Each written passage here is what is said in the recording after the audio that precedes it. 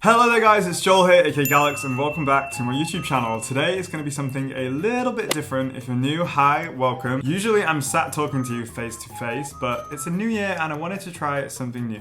I'm a huge fan of frugal aesthetic. This video is definitely inspired by Christian, and I know my boy Sanj did his boots tier list and I absolutely loved that video as well. Boots the house down.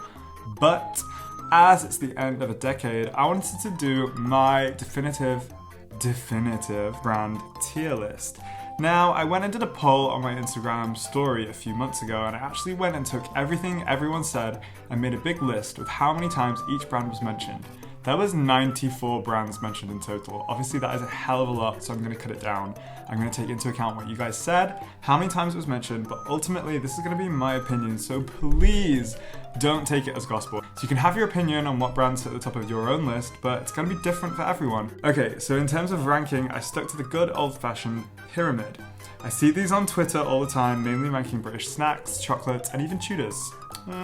So I feel like the pyramid is the classic way to go about it. FYI, the thumbnail is not the correct order of brands. I messed it up just a little bit, just to trigger some people, you know, because this video may cause a little bit of butthurt. So looking at the triangle, you've got God tier at the top, followed by elite, then decent, not bad, finally with don't come near me with any of these. There may be some brands not mentioned in this video that either didn't make the cut or aren't as well known, so I feel like I didn't need to include them. I know in all seriousness, we can't really pit brands against one another. They all do different things and speak to a different consumer, but that's what this video is doing, so it's happening. Again, it's just my opinion. Please, however, feel free to give your own version of your brand tier list in the comments below. If you did like this video and you do want to see more like this, give it a big thumbs up, subscribe. Let me know also in the comments what tier list videos you'd like to see next. Okay, so I'm going to be doing this in a completely random order just to keep you on your toes. We're going to go straight in with a bang and start from the God tier. Prada. This bad boy was one of the more popular on the public vote, and obviously I'm a huge fan of Prada myself. Also, I feel like Prada is doing what it's doing whether you like it or not. Prada has a clear aesthetic that casually evolves season upon season, giving us interesting prints, shapes, bags, shoes that really command your attention. Prada feels classy and elegant and isn't too show-offy, if you know what I mean. Next, Dick Ovens himself, the meme king. Everybody had their Rick phase. I mean, some people are still here having it, and that's great. Goth Ninja was a thing, Rick Owens, Alexander Wang, Yohji Yamamoto, the whole vibe was a mood, and I was definitely feeling my Goth Ninja fantasy for a while. But for me, it was just a phase. I'm definitely out of that now, I think.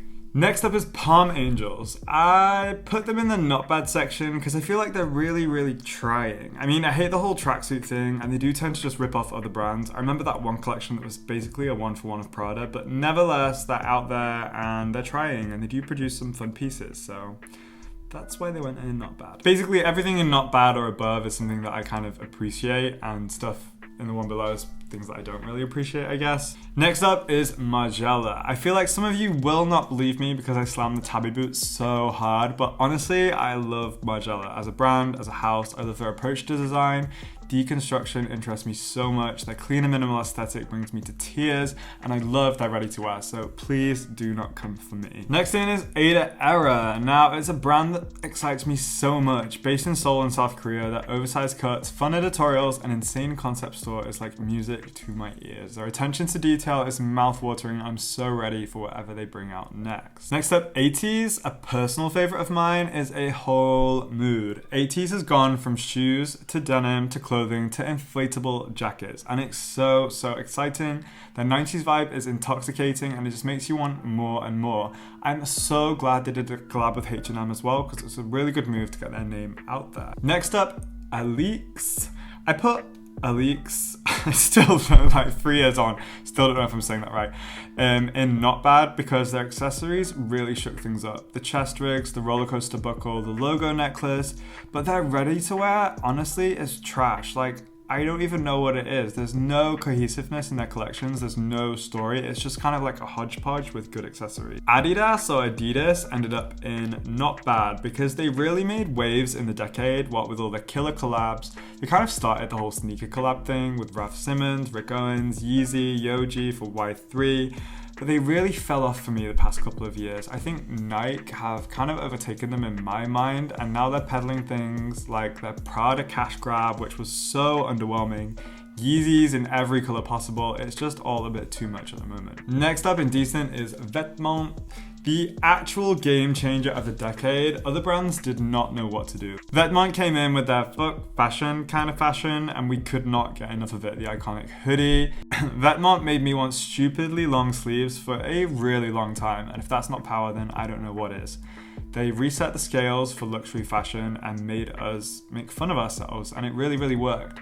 However, now they're not really doing anything that fun or exciting, so that's why I put them under decent for now. Acne Studios. These Swedes really know style. They have the whole look and aesthetic, Scandi. I don't know if you've heard of it. Acne Studios really set themselves apart from everyone else in the industry. Known for being the perfect balance between eccentric and essential, they're such an interesting brand and really carved a whole new lane for themselves. Vivienne Westwood. Honestly, I've not heard a thing about this brand in forever. It's really not my jam, not my wavelength. Got to give props for their aesthetic and their history and what good old Viv stands for, but the brand is just not for me. Yves Saint Laurent, after Eddie Slimane left, it was just not the same anymore, and now he's gone to Celine. Celine just feels like YSL. I don't know if you've been in a Celine store recently, but I've walked past one and looked and was like, wow, it just looks like YSL. So I feel like YSL needs to find themselves again now because that aesthetic has gone to Celine. Bottega Veneta. Bottega is one of the hottest brands right now, winning 4 awards at the 2019 Fashion Awards thanks to Daniel Lee. Since he became the creative director, he's really gained a whole new audience for the old basket weaving brand and is getting all of my attention in 2020. Next up in the decent category is Uniqlo. Please refer to any of Daniel Simmons' videos as to why Uniqlo is here. Elliot Emile. Design duo Victor and Julius have impressed me so much over the years. Their aesthetic, their styling, their vision is just so different to everyone else. It's refreshing. I feel like Elliot Emile is literally the future, and I think they're doing what a Cold Wall should have been doing, like pushing themselves each collection and creating a world for their collections to live and breathe and exist. Which brings me on to a Cold Wall. A Cold Wall, for the same reasons I listed in my Trends 2019 video, it's just not exciting me anymore. Which also brings me on to Fear of God. Fear of God is also down here in a similar way to a Cold Wall for me. I've not seen any evolution. I was such a fan of the brand in 2015, and yet here we are in 2020 and we're still seeing the same clothing. Nothing has changed enough for me to be excited about, except the only thing that seems salvageable from Fear of God is Essentials. Essentials by Fear of God. What started as Fog, a collaboration with PacSun, easily became one of the biggest sellers for PacSun and Jerry. That stuff flew off the shelves. It was giving us that Fear of God aesthetic for a price that we could actually afford, and I think that's the sweet spot for Fear of God. And I'm glad they've kept at it, and now we have Essentials, a whole new brand, not just sold at PacSun, and it's the only thing I've still considered buying related to Fear of God, so well done for that, Jerry. Whilst we're on that note, let's go for Yeezy. Undeniably one of the biggest fashion brands to make waves, no pun intended, through the decade, Kanye West becoming a designer was the talk of the town. His Yeezy army of brown and beige tracksuits and dad sneakers had everyone gagging for more. But as we learned, there was a bit of drama with Adidas. There was manufacturing issues, he couldn't seem to get the drops or the timing right, so inconsistent, the first collection was so overpriced, and then after that we got to about season 5. I'm not sure if any season 6 ready-to-wear even made it online or to any stores. What could have been something great got really, really messy really, really fast. It was such a moment, and we're still feeling the effects of Kanye's designs in everyone else's, so you gotta give credit where it's due. Misbehave. Shining a light for Poland, it's Misbehave. I, for one, have been a huge fan of the brand. I love their shows, their 90s club aesthetic. Apart from the Western Fall Winter 19 show, that was not my cup of soup. They really stood out for me in the realm of new designers that have something to say. Raf Simons. Raf is in the elite section because he is elitist, but honestly, I feel like this guy can't catch a break. In my eyes, he's a genius, but I feel like he's never really appreciated at the right time. Chunky sneakers with Adidas, they were amazing. He was doing them way before anyone else was doing ugly, chunky sneakers. Did they sell out? No. Did I buy them reduced from opening ceremony at Covent Garden when I first moved to London? Yes. Raf is always there first with everything. He just does not get the recognition he deserves in terms of popularity / success. Ray Kawakubo, head of the Comme des Garçons empire, is directly and indirectly responsible for uncountable trends over the past decade. The company's Dover Street Market outposts continue to set the standard for department stores well into the next decade. Some of their Nike collaborations have been some of the finest we've seen, and I'm pretty sure there's more to come in 2020. Let's get a little high street. ASOS literally saved me throughout my university years, and it still saves me to this day. The next day delivery can get you out of a pickle. However, I feel like their own brand designs have really gone downhill recently. I'm not sure what they've been smoking, but it's not a good look. Next up is Amiri. To me, it just feels like Fear of God, YSL, but more evolved in the wrong direction. Represent clothing. This brand I've seen grow through the decade, and I'm so impressed. From the early collections like Storm and the whole ADYN era of long sleeves, long line t-shirts with thumb holes, the brand has progressed and evolved so much, and I feel like they just keep pushing their limits, and I can't wait to see what they come up with. Converse. The beloved sneaker of all teens and adults alike, their rebranding and launch of the One Star really pushed them into the limelight this decade, and their collabs with Ambush and JW Anderson were such good moves. I have such a soft spot for Converse, and I think everyone does. Weekday is great. It's affordable, comfortable, and looks good on everyone. It also gave me this. H&M were a powerhouse at one point. They're a high street band, so they play it safe with their own collections, but their designer collabs is where we got a lot of magic. They're really the ones who started the whole high-end to high street designer collabs. Versace, H&M, it was a defining moment. I went to Oxford Circus at 6 a.m, skipped uni that day, just went to get the velour bomber jacket that Kanye West wore at the Victoria's Secret show, and it was a bloodbath. It was amazing. Then we had Alexander Wang, and then let's not talk about some of the others. Kenzo, Giambattista Valli, like it's just... I think they've kind of lost it recently, or they're just working with the wrong designers. McQueen. I was all about the platform sneakers in 2015. They were my grail. I wore them nearly every day. This was pre-chunky sneaker mania. This was like pre-Triple S, and the market blew wide open when Triple S dropped, and they just had so much more choice. Platform sneakers and McQueen was not giving me anything else I needed anymore, so it just quietly kind of faded away for me. Champion. I think I only like Champion because of Vetements and Justin Bieber. Balmain. I just do not relate to this brand at all. It's not my style, so that's why it's here. God tier. Dior. Okay, so from the public voting, Dior was actually at the very top of the list. The tiers are in no order, like where they're placed in these little spaces is in no order. I was just trying to make them all fit nicely, but these guys got the most votes. And obviously, if you watch my channel or follow me on Instagram, you'll know that I am a whore for Dior. Becoming more prominent in the last few years because of Kim Jones, he really refreshed the brand for me, and with this collaborative way of thinking, he makes the world of luxury feel so accessible and inspiring. I'll never forget the pre-fall collection in Tokyo in collaboration with Soriyama. I was floored.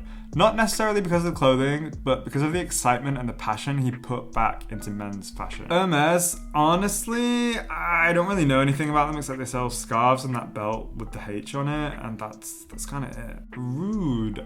Another, it's gonna be so sick that just never came. All we got is printed tees, shorts, and near impossible to find Vans collabs that just look like a piece of metal was stuck on. Ami, Paris. Ami has only been of interest to me in the past couple of seasons. I'm not such a fan of their heart logo pieces, but I do love the plain monochrome ensembles they've been doing as of late. Nike or Nike. Nike is the ultimate brand, right? Although I think they were trembling when Adidas was coming out with all those collabs. But then Nike got Virgil. The Off-White collaboration began, and oh boy, did that push Nike back up. All the way up. Then we got Sakai, Undercover, G-Dragon, Travis Scott, and the list keeps on going, reaffirming Nike's place at the top. Louis Vuitton.